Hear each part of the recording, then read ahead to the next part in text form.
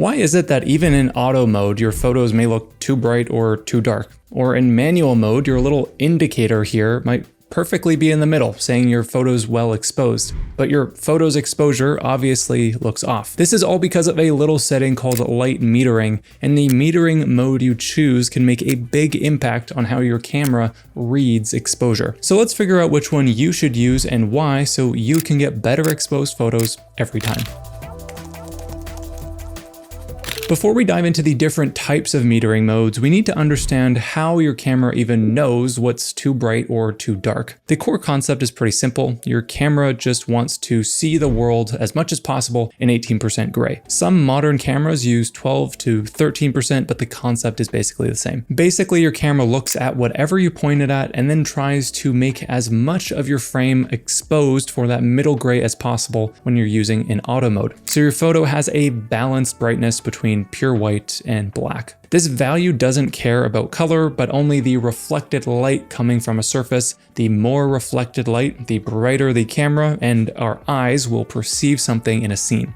So your camera is just trying to take all that information and apply it to a value on your light meter, showing whether your photo's too bright on the right or too dark on the left. That middle point is where your camera is fighting to get to when you're shooting in any automatic mode, or that point is where you're trying to get to when you're shooting in manual. The problem though is that your camera can't actually see anything, so it might make the wrong guess for what the correct balance exposure for your photo is. The way it interprets its guess on the correct exposure is through metering modes, and the one you choose will greatly influence how your light meter reads and how your auto settings will react. Now you might be thinking, if that's the case, why do we need to know about this 18% gray stuff? Well, that's because it's important to remember that metering modes don't change that 18% gray target. They just change which parts of your scene your camera uses to calculate that middle gray exposure. Again, just remember middle gray is technically a well-exposed area. An easy way to think of metering modes is, say you're at a concert with a spotlight on the singer and then darkness everywhere else. If the camera averages the entire scene, which is mostly dark, it's going to overexpose the singer, trying to make all of that darkness brighter, since it takes up a larger average of the frame. But if the camera only meters the singer in the spotlight, it'll expose them correctly and let the background remain darker, just as we see it with our eyes. Now, neither approach is necessarily wrong, but this hopefully gives you a glimpse of why different metering modes work better in some situations, as I'll discuss later. Now, you might also be thinking, well, if I shoot in full auto or aperture priority, for example, or just use auto ISOs, does any of this matter to me? And the answer is absolutely yes, because in auto or semi-auto modes, your camera metering mode directly affects what exposure settings your camera will choose. And when you shoot in full manual, your metering mode changes what your light meter reads, which can help you dial in your settings more accurately. So now that you understand what your camera is trying to do, let's talk about the actual metering modes and how they work. Because there are only really 3 or 4 core modes that show up across pretty much every camera brand. They just have some slightly different names. And once you know what each one does, you'll know exactly when to switch between them.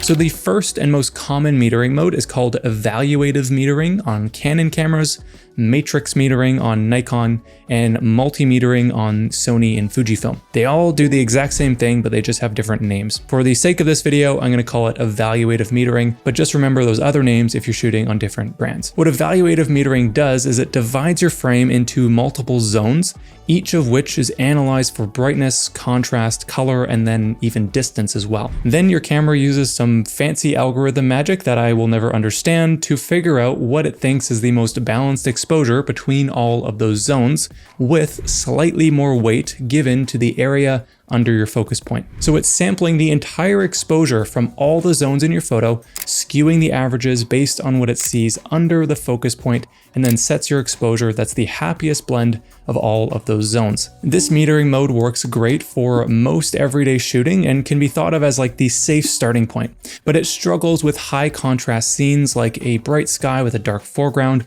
or backlit subjects, for example, because it's trying to balance everything and sometimes you don't want everything to be balanced. The second metering mode is center weighted metering, and this one does exactly what the name suggests. It evaluates your entire frame but gives about 60 to 80% of the averaged weight to the center area. So the edges and the corners are still considered, but they have less influence on what exposure your camera will pick. Now here's something important about this though. Unlike evaluative metering, center weighted does not follow your focus point. It always uses the center of the frame no matter where you're actually focusing. So if you focus on something off to the side, your metering is still rating the center. This works really well for portraits where your subject is generally centered, close-up work where your subject fills most of the frame, or backlit situations where you want your subject exposed correctly and you don't really care about the background. Wedding photographers, for example, may use this mode because it's super predictable and consistent, and most of their subjects will be in the middle 60% of the frame. So they'll likely get a pretty good exposure even as they shoot between many different lighting situations. The downside is that if you're composing with your subject off to the side of the frame, your camera may get an incorrect light meter reading because it only really cares about what's in the middle of the photo. Next up is spot metering, and this is the precision mode, let's say. Spot metering measures the light from an extremely small area of your frame, typically somewhere around 5%, and it's usually linked around your active focus point. So wherever you focus is what gets metered. Though on some cameras, especially on older Canon models,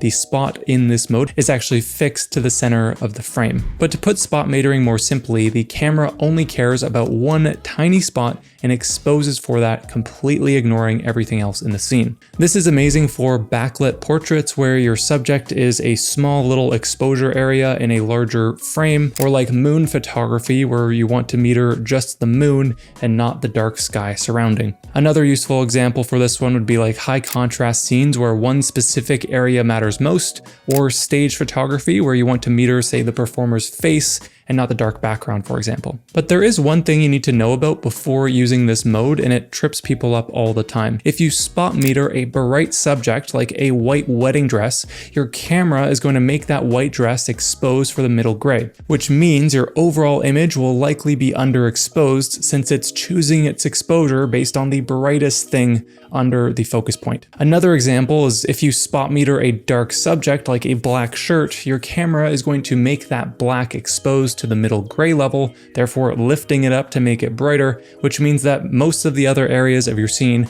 will likely be overexposed. Because of this, you only use this mode in a few niche situations, as I mentioned earlier. Now there's a fourth mode that's only on a few camera brands, I believe, such as Canon, called partial metering. This is basically a larger spot meter. It covers about 15% of the frame instead of spot's 15%, and like center weighted, it's fixed to the center of the frame. Think of it as the middle ground between spot and center weighted. It's just useful for backlit subjects where your subject is medium sized in the frame, or when spot metering feels too precise but evaluative is too general. Honestly, most photographers I know skip this mode entirely and just jump between either evaluative, center weighted, or spot metering depending on what they're shooting. But if you're a Canon shooter, it's there if you want to try it out.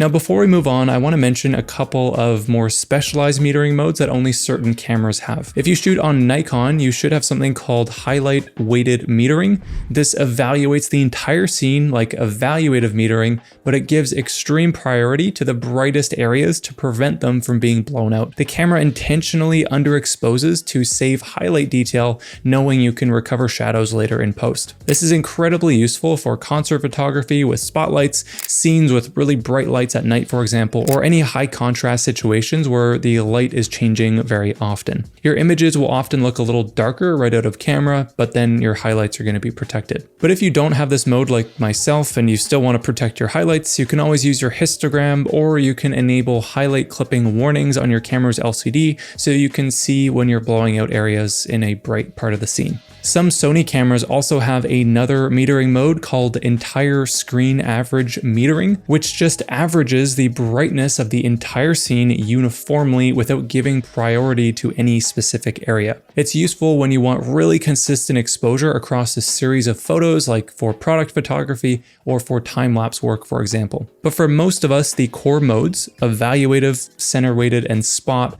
are going to pretty much cover everything that we need. Okay, so now you know what each metering mode does, but that's only half the picture. The bigger question is when do you actually use each one? Because if you're shooting landscapes, you probably want a different approach than if you're shooting wildlife or portraits or events and so on. So let's quickly go through the most common photography situations and I'll tell you exactly which metering mode usually works best and why. For landscapes, use Evaluative, aka matrix metering, depending which camera you have. It handles the even distribution of tones across your scene pretty well. The one thing to watch out for is high contrast scenes like sunrise or sunsets. If your sky is way brighter than your foreground, your camera is going to underexpose everything, trying to balance it out. In that case, you might need to use a graduated ND filter that's just darker on one half than the other, so you can darken down the sky, for example. Or you can also bracket your images, capturing an exposure for the shadows, midtones, and highlights to capture more dynamic range that we can combine into an HDR in post. But that's a topic for another video. For wildlife photography, use spot metering if your subject is small in the frame, or center weighted if it fills most of the frame. You want your camera to expose for the animal and not the background. For portraits, center weighted will be your friend here since most of your subjects will be at or near the center of your frame. For backlit portraits, this will expose your subject correctly even if the background becomes a little bit brighter. If you ever feel like it's just a little too bright though, you can always use exposure compensation to tell your camera to dial up or down the exposure a little bit. For events and weddings, stick with center weighted metering. You need that consistency when you're dealing with white dresses or black tuxedos and constantly changing light. Evaluative will jump around too much based on where you're focusing. Center weighted will give you a little bit more of a predictable result over a series of photos. For sports, evaluative works great here because you don't have the time to mess around with spot metering during fast action.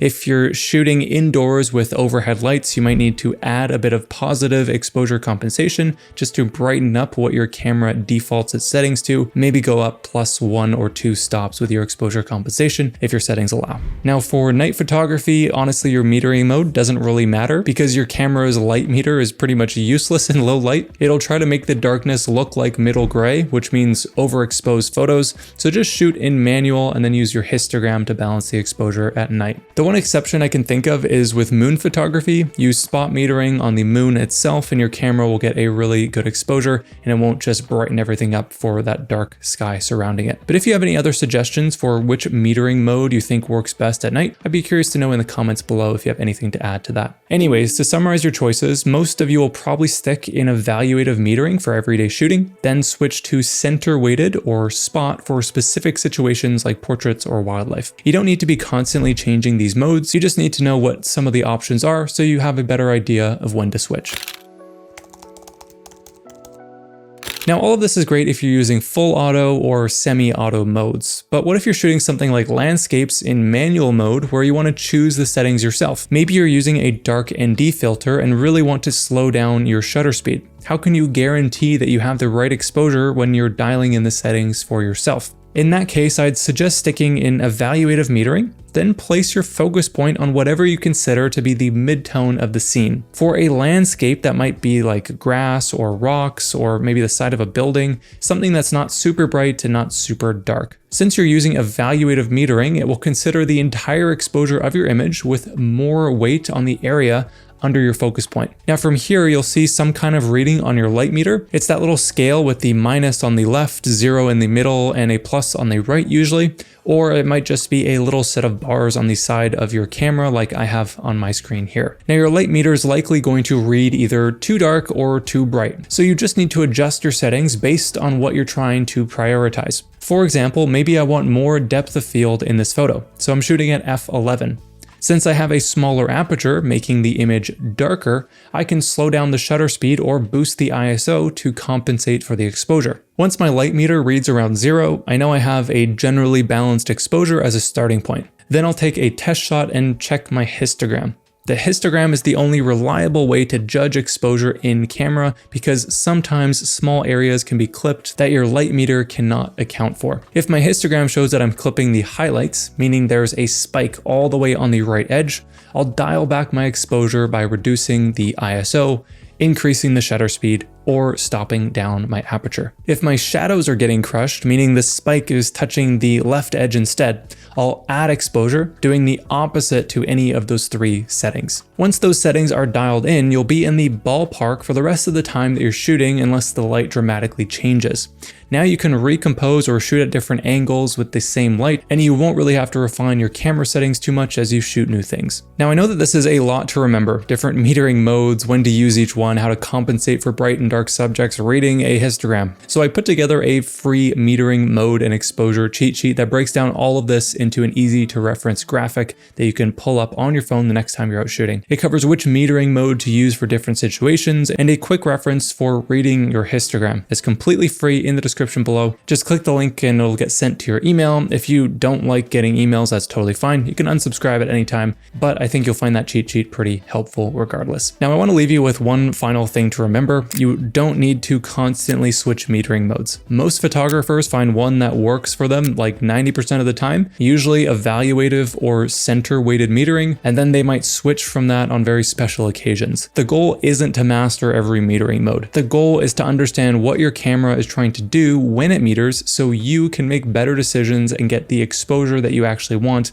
not what your camera thinks that you want. Now, one thing that we didn't talk about in detail was the histogram, and honestly, learning to read your histogram is like the next level of exposure control that takes everything you just learned here and like adds another layer of certainty. So I'm going to link another video up here that'll help you master the histogram and guarantee you're not losing any detail in your highlights or shadows. Even if your light meter thinks the photo is perfectly exposed, your histogram will give you a lot more information. Definitely check that out here. If you don't see anything, it's on deck to be made soon. So just subscribe to be notified when that comes out, I guess. But anyways, I'll see you next time.